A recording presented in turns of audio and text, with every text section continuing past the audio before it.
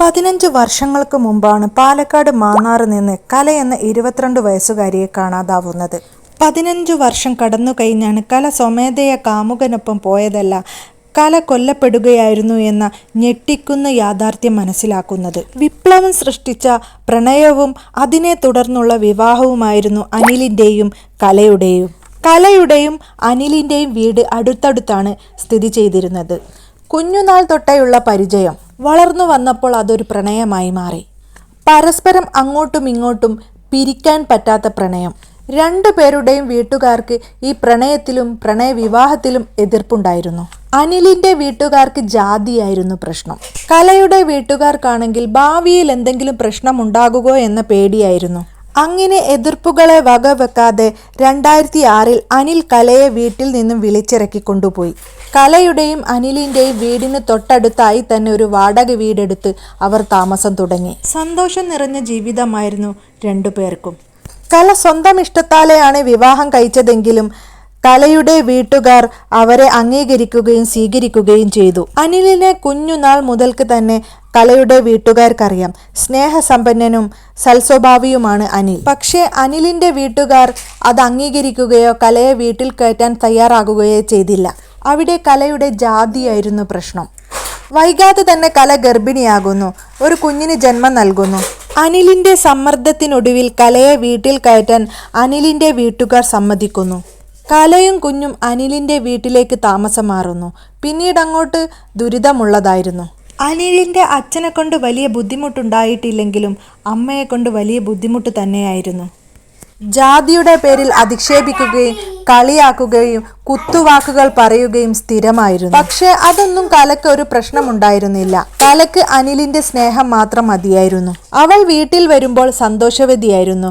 അനിലിനെ കുറിച്ച് ഒരു കുറ്റം പോലും അവൾ പറഞ്ഞിരുന്നില്ല. ആ ഇടയ്ക്ക് അനിൽ വിദേശത്തേക്ക് പോകുന്നു. അനിലിന്റെ വീട്ടുകാരും കലയും അങ്ങനെ ജീവിച്ചു പോരുകയാണ്. അനിൽ നാട്ടിലേക്ക് തിരിച്ചു വന്ന് കുറച്ചു നാളുകൾക്ക് ശേഷമാണ് കലയെ കാണാതാവുന്നത്. കലയെ കാണാതാകുന്നതിന്റെ അന്ന് രാവിലെ അനിലിന്റെ അച്ഛൻ കലയുടെ വീട്ടിൽ വന്ന് പറയുന്നു, കല തലേന്ന് രാത്രി ആരെയോ വീട്ടിൽ വിളിച്ചു കയറ്റി, അവൾ എവിടേക്കോ പോകാൻ നിൽക്കുന്നു, നിങ്ങൾ അവിടേക്കൊന്ന് വരണമെന്ന് പറഞ്ഞ് അദ്ദേഹം പോകും. അതിന്റെ അടിസ്ഥാനത്തിൽ കലയുടെ വീട്ടുകാർ അവിടെ ചെല്ലുമ്പോൾ കല അവിടെ ഉണ്ടായിരുന്നെന്നും കലക്ക് അതുമായിട്ട് ബന്ധപ്പെടാത്ത പല കാര്യങ്ങളുമാണ് പറഞ്ഞതെന്നുമാണ് ഇപ്പോൾ കലയുടെ വീട്ടുകാർ പറയുന്നത്. ആ കാര്യം പോലീസ് ശരിക്കും അന്വേഷിക്കേണ്ട കാര്യമാണ്. കലയ്ക്ക് ശരിക്കും അങ്ങനെ ഒരാളുണ്ടോ എന്നും അങ്ങനെ ഉണ്ടായിരുന്നെങ്കിൽ അത് ആരായിരുന്നു എന്നും അന്വേഷിച്ചറിയേണ്ട കാര്യം തന്നെയാണ്. അങ്ങനെ കലയെ കാണാതാകുന്നു. കല പോയ വിവരം കലയുടെ വീട്ടുകാരെയും അറിയിക്കുന്നു. 1.5 വയസ്സായ കുഞ്ഞിനെയും ഉപേക്ഷിച്ചാണ് കല പോയത്. കലയുടെ വീട്ടുകാർ അത് അക്ഷരം പ്രതി വിശ്വസിച്ചു. കാരണം അനിലിന്റെ സ്വഭാവത്തിൽ അവിശ്വസനീയമായിട്ടുള്ള യാതൊരു കാര്യവും നടന്നിട്ടില്ല. കല ഇന്നുവരെ അനിൽ ഉപദ്രവിച്ചതായോ തനിക്ക് മറ്റേതെങ്കിലും തരത്തിലുള്ള ബുദ്ധിമുട്ട് അനിലിൽ നിന്ന് നേരിടേണ്ടി വന്നിട്ടുണ്ടെന്നോ ഇതുവരെ വീട്ടിൽ പറഞ്ഞിട്ടില്ല. നല്ല സ്നേഹസമ്പന്നനായ ഒരു ഭർത്താവായിരുന്നു കലക്ക് അനിൽ. അത് കാണുന്നവർക്കും അങ്ങനെ തന്നെ. അതുകൊണ്ട് തന്നെ സ്നേഹസമ്പന്നനായ ഭർത്താവിനെയും ഒരു പൊടിക്കുഞ്ഞിനെയും തങ്ങളെയും ഒക്കെ ഉപേക്ഷിച്ച് മറ്റൊരു പുരുഷന്റെ കൂടെ പോയി എന്ന് പറഞ്ഞപ്പോൾ കലയുടെ വീട്ടുകാർക്ക് അരിശവും ദേഷ്യവും തോന്നി കലയോട്. ഞങ്ങളെ വേണ്ടാത്തവരെ ഞങ്ങൾക്കും വേണ്ട, പോകുന്നവരൊക്കെ പോവട്ടെ. അതുകൊണ്ട് തന്നെ കേസിനോ മറ്റു കാര്യങ്ങൾക്കോ അവരുടെ വീട്ടുകാർ പോയില്ല. കല പോയി 10-15 ദിവസങ്ങൾക്ക് ശേഷം അനിൽ പുനർവിവാഹം ചെയ്യുന്നു. വിവാഹമോചനം കഴിഞ്ഞൊരു സ്ത്രീയെയാണ് അനിൽ പിന്നീട് വിവാഹം കഴിക്കുന്നത്. അതിൽ 2 കുട്ടികൾ ഇപ്പോൾ ഉണ്ട്. കല കാമുകനോടൊപ്പം പോകുമ്പോൾ 40 പവൻ സ്വർണ്ണാഭരണങ്ങൾ കൊണ്ടാണ് പോയതെന്ന് പറയപ്പെടുന്നു. കല പോകുന്ന അന്ന് വരെ കലയുടെ കഴുത്തിലോ കൈകളിലോ കാലിലോ സ്വർണമൊന്നും ഇല്ലായിരുന്നു എന്ന് നാട്ടുകാരും വീട്ടുകാരും പറയുന്നുണ്ട്. കലക്ക് മറ്റൊരു പുരുഷനുമായിട്ട് ബന്ധമുണ്ട് എന്ന് നാട്ടുകാരും വീട്ടുകാരും അറിയുന്നത് കല പോയതിനു ശേഷമാണ്. കലയുടെ സ്വഭാവത്തിലോ പ്രവൃത്തിയിലോ അങ്ങനെ ഒരു പെരുമാറ്റം ആരും കണ്ടതുമില്ല. കലയുടെ കയ്യിൽ സ്വർണങ്ങളൊന്നുമില്ലെങ്കിൽ 40 പവൻ ആരുടെ സ്വർണം എടുത്താവും കല പോയിട്ടുള്ളത്. അങ്ങനെ വീട്ടിലുള്ള മറ്റാരുടെയെങ്കിലുമാണ് സ്വർണം എടുത്തു പോയതെങ്കിൽ എന്തുകൊണ്ട് ഇവർ പോലീസിനെ അറിയിച്ചില്ല? കല പോയി 1-2 മാസങ്ങൾക്കുള്ളിൽ കലയുടെ ഏട്ടന്റെ ഭാര്യയെ വിളിക്കുന്നു. താൻ സുഖമായിരിക്കുന്നെന്നും പാലക്കാട് സൂരജിന്റെ കൂടെയാണ് പോയതെന്നും തനിക്ക് യാതൊരു ബുദ്ധിമുട്ടുമില്ലെന്നും തന്നെ ഇനി അന്വേഷിക്കേണ്ടെന്നും കല അവരോട് പറഞ്ഞു.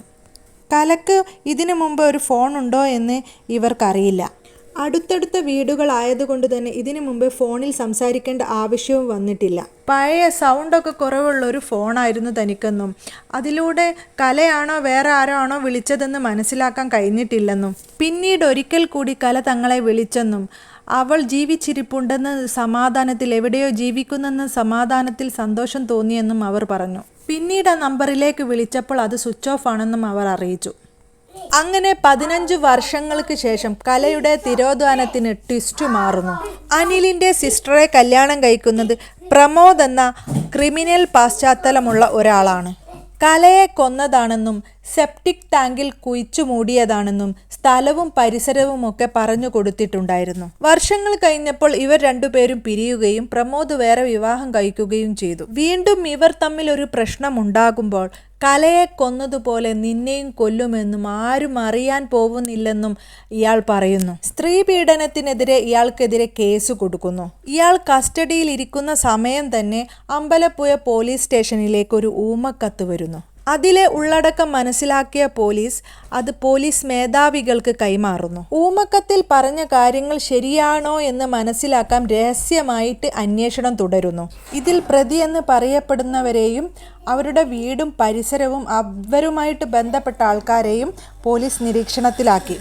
കല കൊല്ലപ്പെട്ടു എന്ന് വ്യക്തത ലഭിച്ചതിന് ശേഷം മാത്രമാണ് പോലീസ് രംഗത്തെത്തുന്നതും കലയുമായി ബന്ധപ്പെട്ടവരുമായി സംസാരിക്കുന്നതും കലയെ കൊന്നതിനു ശേഷം ബോഡി അടക്കം ചെയ്ത സെപ്റ്റിക് ടാങ്ക് പരിശോധിക്കുന്നത്. സെപ്റ്റിക് ടാങ്കിൽ നിന്നും ലഭിച്ചത് അസ്ഥിയുടെ പൊടികൾ, അടിവസ്ത്രത്തിൻ്റെ ഇലാസ്റ്റിക്, മാലയുടെ ലോക്കറ്റ്, എയർപിൻ എന്നിവയാണ്. ഇത് മരിച്ച ഒരു ബോഡിയുടെ അവശിഷ്ടങ്ങളാണോ എന്ന് സ്ഥിരീകരിക്കാനായിട്ടില്ല. ഫോറൻസിക് തെളിവിൻ്റെയും DNA-യുടെയും അടിസ്ഥാനത്തിലാണ് അത് കലയുടെ ബോഡിയുടെ അവശിഷ്ടങ്ങളാണോ എന്ന് തിരിച്ചറിയാൻ സാധിക്കുകയുള്ളൂ. തിരിച്ചറിയാനുള്ള ശ്രമങ്ങളെല്ലാം തുടങ്ങിക്കഴിഞ്ഞു എന്ന് പോലീസ് അറിയിച്ചു. ഫോറൻസിക് റിപ്പോർട്ടും മറ്റും ലഭിച്ചതിന് ശേഷം കേസിന്റെ മറ്റു ഫർദർ കാര്യങ്ങളിലേക്ക് കടക്കുമെന്നാണ് പോലീസ് അറിയിക്കുന്നത്. ഈ കേസിൽ 4 പ്രതികളാണുള്ളത്. ഒന്നാം പ്രതി കലയുടെ ഭർത്താവ് അനിലാണ്. അദ്ദേഹം ഇപ്പോൾ ഇസ്രായേലാണ്.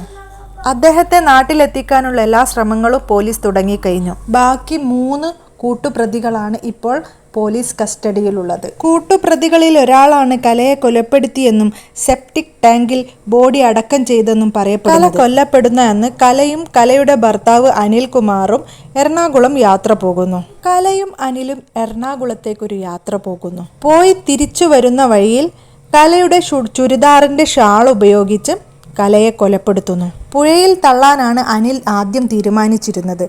പക്ഷേ സാഹചര്യം അനുകൂലമല്ലാതെ വന്നപ്പോൾ ബന്ധുവും സുഹൃത്തുക്കളുമായ മറ്റു കൂട്ടുകാരെ വിളിക്കുകയായിരുന്നു. അവർ 4 പേരും കൂടി അനിലിന്റെ വീടിന് സമീപത്തുള്ള സെപ്റ്റിക് ടാങ്കിൽ കലയുടെ ബോഡി മറവ് ചെയ്യുന്നു. പിന്നീട് അനിൽ 3 പേരും അറിയാതെ അവിടെ നിന്ന് ബോഡി മാറ്റിയിട്ടുണ്ടാവുമെന്നും പറയപ്പെടുന്നുണ്ട്.